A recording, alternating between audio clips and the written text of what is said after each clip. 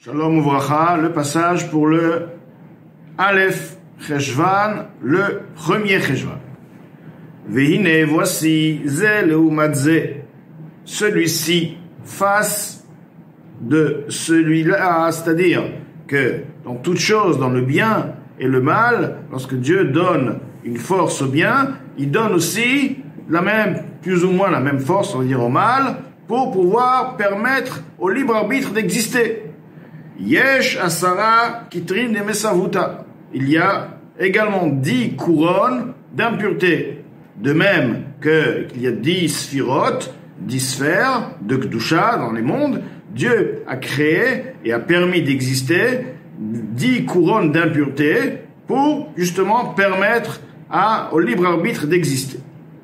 Ou mehen, et de part, à partir de ces 10 couronnes, nimshachot nefashot avde gilulim, Gamken, Klulot, Meser, Bechinot, Elu, Mamash, sont influencés les âmes des nations qui servent, ceux qui servent les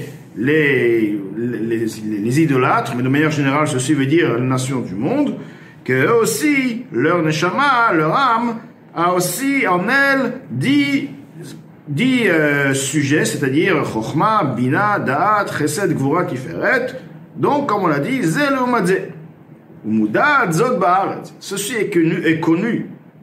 Ce qui est écrit dans les Sefer, dans le livre des réincarnations, al pasuk, Asher shalat Adam ba'adam laralo. Sur le verset qui est dit, Asher shalat Adam ba'adam, dont l'homme domina l'homme, laralo, ceci est pour son mal. Ce qui veut dire que l'homme de l'impureté domina l'homme de la Kedusha, donc en d'autres mots, la Klippa, les forces impures dominent, ont une certaine domination sur la Kedusha, mais ceci est justement pour que la Kedusha puisse, en étant, si on veut, incarcérée dans leur domaine, puisse à partir de là vraiment séparer le bien du mal et à partir de là écrouer la Klippa. Et c'est justement le secret de l'exil.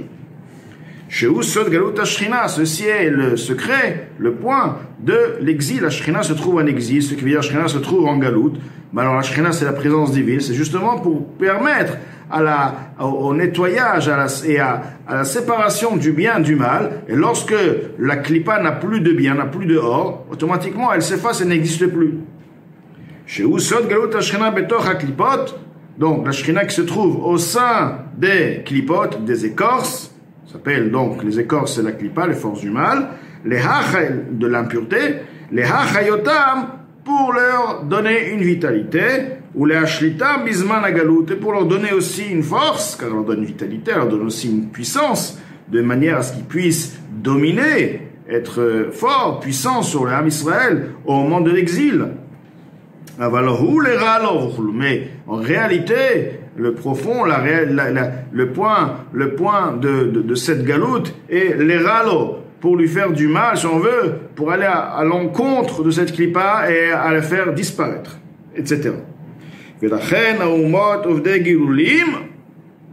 C'est pourquoi les nations servant les gilulim, donc les idolâtres, hayu sholtin al Israël, ils pouvaient donc dominer sur le Ham Israël. Ils dominent toujours sur le Ham Israël.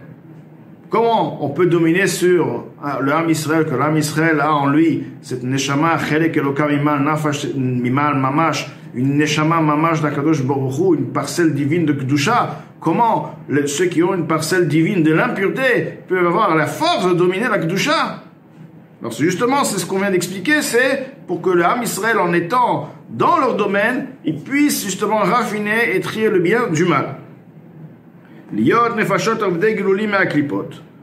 Du fait que les nefashot, les âmes des idolâtres, des nations du monde, proviennent des klipot, des écorces.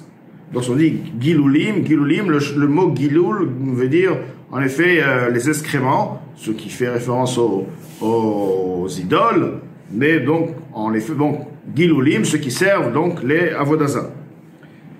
Donc, Asher, Ashrina, je reviens à quelques mots plus haut. Liot, Nefashot, Ovdei, Gilulim, Me'aklipot, étant donné que les âmes de ceux qui servent, qui font Avodah Zarah proviennent des clipots des écorces, et ceci fait référence de manière générale à toutes les nations du monde, même si aujourd'hui il n'y a pas vraiment cette idée de l'idolâtrie comme à l'époque, de manière générale. Tout de même, les fachot de Omet Umot Ovdei Gilulim, des nations du monde, proviennent toujours de la clipa jusqu'à la venue du Mashiach.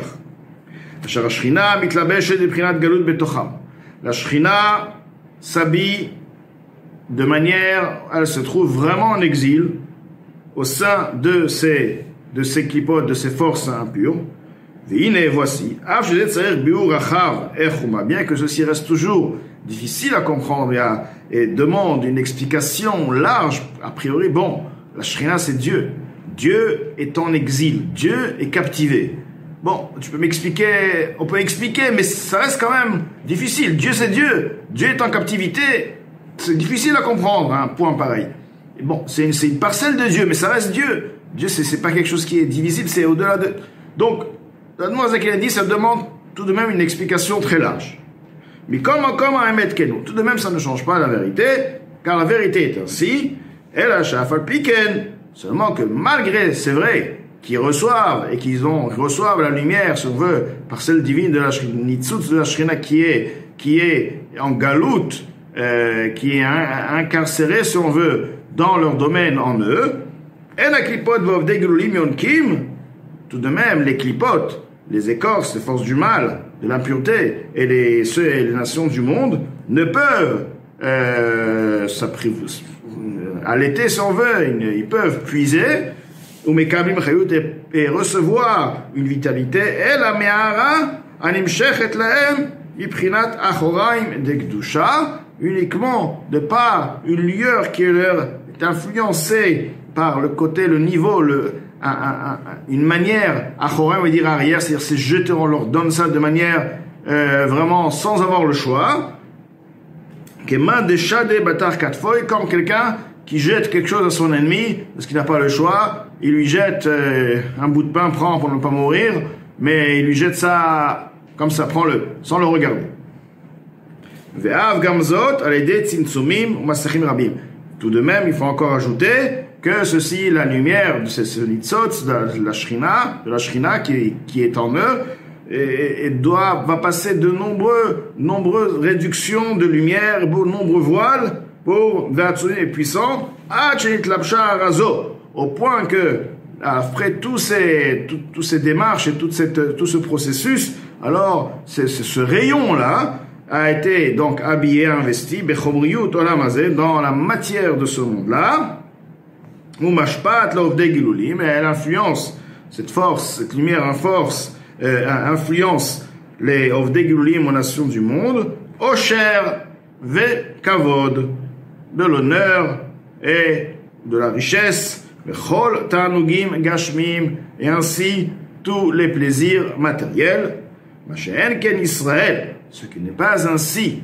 Les Bnei Israël, le peuple juif, Yonkim Iprinat Panim Ha'elyonim, eux, la lumière qu'ils reçoivent, c'est l'influence qu'ils reçoivent, c'est par le panim, par la face, ce qui veut dire l'envie. L'envie, c'est quelqu'un qui donne à quelqu'un avec amour, avec envie, il le regarde et il lui donne. C'est une autre qualité donc. Comme il est écrit, Ya'er Hashem panav elecha, que Dieu éclaire sa face à toi.